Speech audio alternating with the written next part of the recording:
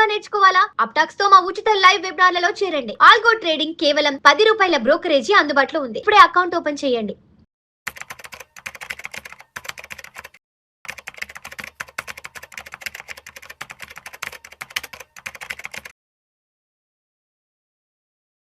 నమస్తే, నేను జీవి సత్యనారాయణ. ఈరోజు ఈ వీడియోలో రాజేష్ ఎక్స్పోర్ట్స్ అన్నమాట. షేర్ మార్కెట్లో బాగా వెలిగినటువంటిది. అది ఎందుకు హై నుంచి లోకి వచ్చిందో చూద్దాం.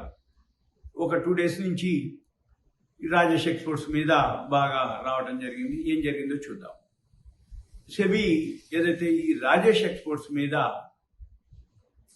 భారీ అకౌంటింగ్ మోసాలు జరిగినాయనే ఆరోపణలతోటి సెబీ వాళ్ళు చర్యలు తీసుకోవడం జరిగింది. దాంతో ఈ రాజేష్ ఎక్స్పోర్ట్స్ షేర్ ఏదైతే ఉందో లోయర్ సర్క్యూట్కి రావడం జరిగింది.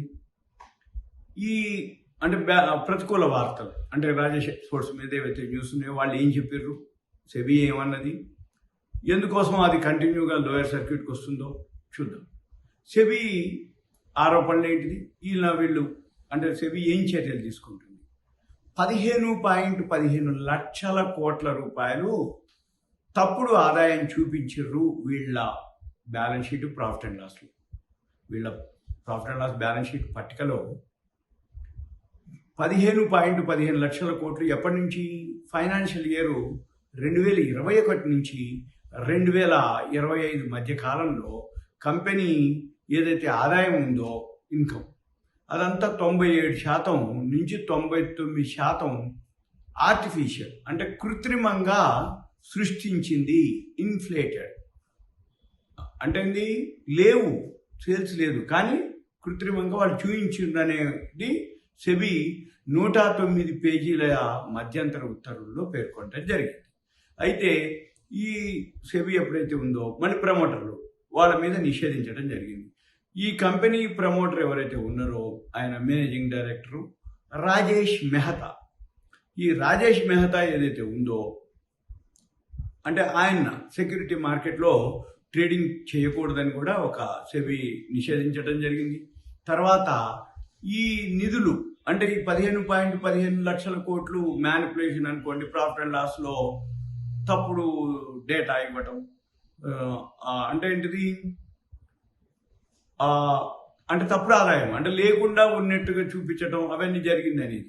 అయితే ఈ నిధులు ఏది రాజేష్ ఎక్స్పోర్ట్స్ యొక్క ఏదైతే ఉందో సింగపూరు వల్కంబి అనమాట, వాళ్ళదే అది సబ్సిడరీ కంపెనీ. వల్కంబి పేరుతోటే ఉంటుంది సింగపూరు, అది మళ్ళీ దీంట్లోనే చెప్తాను. మళ్ళీ ఈ వల్కంబి ఏదైతే ఉందో వాళ్ళ ద్వారా నిధులని మళ్లించి ఈ ప్రాఫిట్ అండ్ లాస్ ఆర్థిక నివేదికలు ఏవైతే ఉన్నాయో వాటిని తారుమారు చేసినట్లుగా సెబీ వాళ్ళ యొక్క ప్రాథమిక దర్యాప్తుల్లో చెప్పడం జరిగింది, తేలింది అది.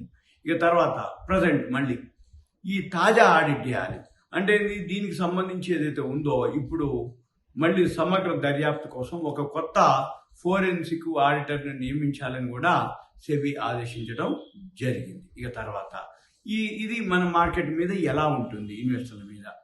అయితే ఈ రాజేష్ ఎక్స్పోర్ట్స్లో మెయిన్ పెద్ద వాటాదారు ఎవరై అంటే ఎల్ఐసి, లైఫ్ ఇన్సూరెన్స్ కార్పొరేషన్. వాళ్ళు అందులో ఎక్కువ శాతం పెట్టుబడి పెట్టడం జరిగింది. వాళ్ళు సుమారు 10.8%, 10 నుంచి 11%, 10.89% అనమాట.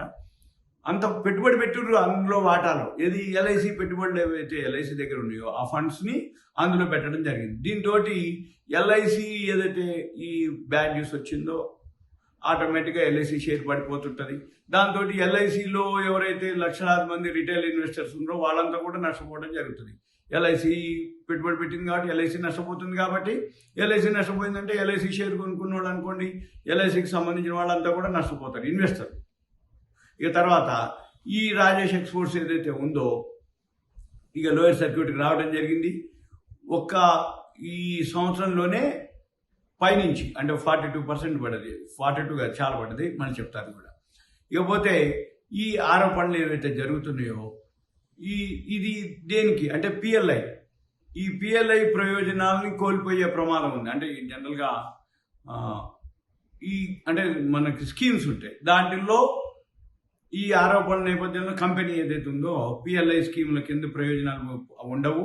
తర్వాత ఈ కార్పొరేట్ వ్యవహారాల మంత్రిత్వ శాఖ ఏదైతే ఎంసీఏ ఉందో వాళ్ళు విచారణ జరిపే అవకాశాలు కూడా ఉన్నాయని చెప్పేసి నివేదికలు చెప్పడం జరిగింది.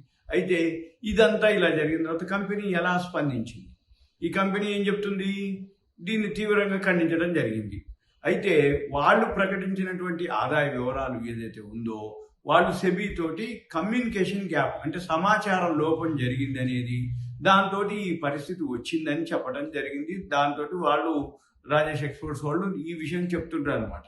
అయితే దీనిపైన అంటే ఈ ఏదైతే ఉత్తర్వులు ఉన్నాయో దాని మీద ఒక సమయం ఉంటుంది, ఒక 21 రోజుల సమయం ఉంటుంది ఏది దానికి రిప్లై ఇవ్వడానికి. అయితే మనం ఇక ఈ రాజేష్ ఎక్స్పోర్ట్స్ అనే కంపెనీ ఏం చేస్తుంది, అసలు ఎవరు ఏంటిదో ఒక్కసారి కంపెనీకి వెళ్తే ఇది 1100 నుంచి 100 రూపాయలకు వచ్చింది. అంటే ఎంత పడిందో చూసుకోండి. ఓన్లీ 10%లోనే ఆ షేర్ అంతా కూడా ట్రేడ్ అవ్వడం జరిగింది. రోజు లోయర్ సర్క్యూట్కి రావడం జరిగింది. ఈ బ్యాడ్ న్యూస్ వచ్చాక ఇంకా కూడా లోయర్ సర్క్యూట్కి వచ్చేస్తుంది అనమాట ఆ షేర్. ఇప్పుడు ఈ రాజేష్ ఎక్స్పోర్ట్స్ ఎవరు ఏంటిదో చూద్దాం. ఈ రాజేష్ ఎక్స్పోర్ట్స్ ఏదైతే ఉందో వీళ్ళు ఈ సింగపూర్ అనమాట. అంటే వీళ్ళు వరల్డ్లోనే లార్జెస్ట్ జ్యువెలరీ అనమాట మ్యానుఫ్యాక్చరింగ్ యూనిట్. ఇక్కడ వైట్ ఫీల్డ్ బెంగళూరులో ఉంటుంది. అయితే ఇది వచ్చి ఏంటిది, అసలు వీళ్ళు మ్యానుఫ్యాక్చరింగ్ చేస్తారు, ఎక్స్పోర్ట్ చేస్తారు. దీనికి సంబంధించిన ఏది జ్యువెలరీకి సంబంధించింది అన్నమాట. వీళ్ళు ఇదంతా ఏదైతే ఉందో ఇది ఎప్పటి నుంచి ఉంది, సుమారుగా అంటే 1100 నుంచి షేర్ ఇప్పుడు ఇవాళ అయితే లోయర్ సర్క్యూట్కి రావడం జరిగింది. పైనుంచి సుమారుగా వీళ్ళ ప్రాఫిట్ ఎంత అంటే సేల్స్ అనుకోండి 112 కోట్లు మొన్న లాభం చూపించారు. అంతకుముందు 95 కోట్లు ప్రాఫిట్ చూపించారు. ప్రమోటర్ స్టేక్ వచ్చి 54.55% ఉంది. ఎఫ్ఐఎల్ స్టేక్ వచ్చి 14.26% ఉంది. దీంట్లో మ్యూచువల్ ఫండ్స్ వచ్చి 10.8% ఉంది. మన పబ్లిక్ వచ్చి 20.39% ఉంది. ఈ డిఐఏలు మళ్ళీ ఏదైతే 10.8 ఉందో అందులో మనం ఎల్ఐసి కూడా ఉంటుంది. ఇకపోతే క్యాష్ ఫ్లో కానీ ఇవన్నీ మ్యానిపులేషన్ జరిగింది అనేది ఇది అనమాట.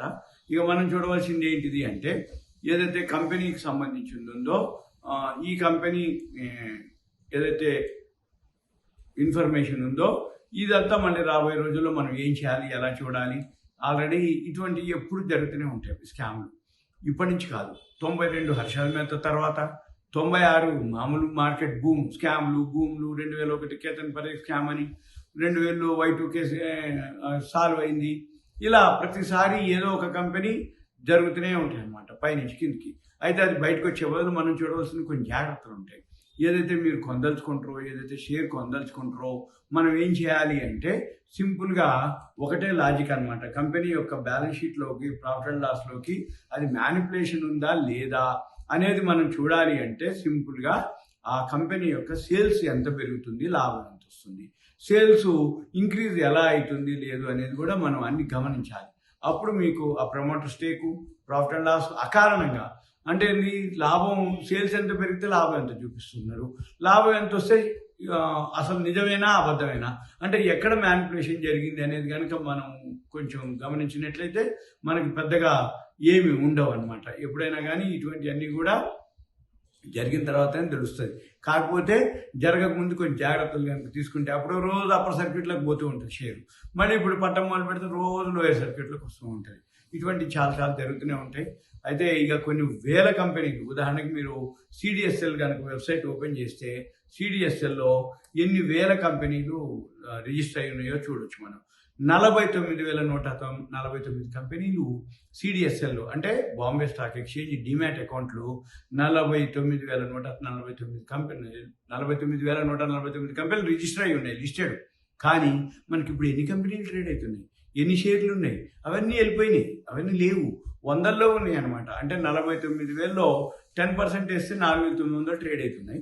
ఇంకా అందులో 10% వేసుకుంటే దాని మీద 10, దాని మీద 10, దాని మీద 10 వేసుకుంటే ఒక 30 షేర్లు 30, 50, 100 వెళ్తాయి అనమాట. మంచి మిగిలినవన్నీ కూడా ఏదో ఒక రూపంలో జరుగుతూనే ఉంటాయి.